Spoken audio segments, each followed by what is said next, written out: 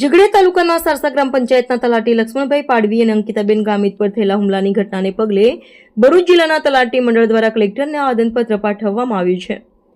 આવેદનપત્રમાં જણાવવામાં આવ્યું છે કે તારીખ 15 મે 2025ના રોજ બે શખ્સો આકાશ વસાવા અને અજય વસાવા તલાટી કચેરીમાં ઘૂસીને તલાટીઓને ગાળો આપી જાનથી મારી નાખવાની ધમકી આપી હતી। હું ગામિત અંકિતા આનંદભાઈ, હું તલાટી કમ મંત્રી તરીકે સારસા મુકામે ફરજ બજાવું છું છેલ્લા વર્ષ 1 થી। અમારો લંચ બ્રેક પૈતા પછી હું તે સ્થળ પર ગઈ ત્યારે બે વ્યક્તિઓ પીધેલી હાલતમાં હતા અને અંદર બધું વેરવિખેર કરી નાખ્યું હતું અને અમારા જે ચોપડાઓ હતા તે ફાડી નાખેલા હતા અને ત્યાં વાત માલુમ પડી કે ત્યાં તલાટી ભાઈને પણ માર્યા છે અને વીસીએ તથા ગ્રામસેવક હતા એમની જોડે પણ બબાલ કરીને એમને પણ માર્યા હતા અને પછી એમ કહેવામાં આવતું હતું કે હું તમને લોકોને મારી નાખીશ અને જબરજસ્તી અમારા પંચાયતના દરવાજો બંધ કર્યો હતો તો છતાં એ લોકો જબરજસ્તી અંદર ઘૂસવાની કોશિશ કરતા હતા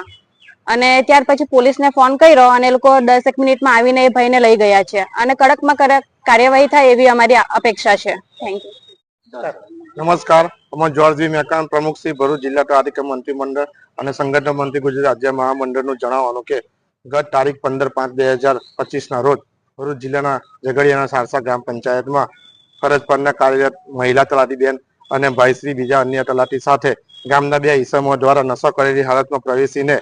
અનધિકૃત રીતે ગાળાગાળી કરી બિંબસ વર્તન કરી તથા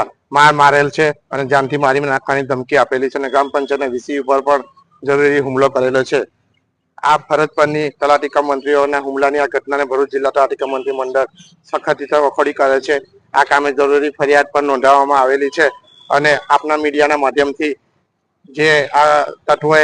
કાયદાને હાથમાં લઈને જે ખુલ્લી ચેલેન્જ ફેંકી છે એની માટે અમે એક માધ્યમથી અપીલ કરીએ છીએ કે આવા લોકો સામે કડકમાં કડક પગલાં ભરવામાં આવે અને અમારી ભરૂચ જિલ્લામાં દૂર દૂરથી આવતા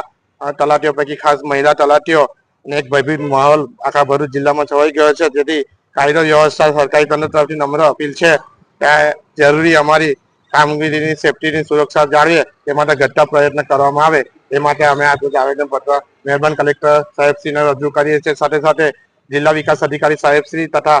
પોલીસ જિલ્લા સમાહર્તાવાળાને પણ આજરોજ અમે આવેદન પત્ર આપે છે અને ભરૂચ જિલ્લાના દરેક તાલુકા તલાટી મંડળ તરફથી પણ આજરોજ આવેદન પત્ર આપવામાં આવશે,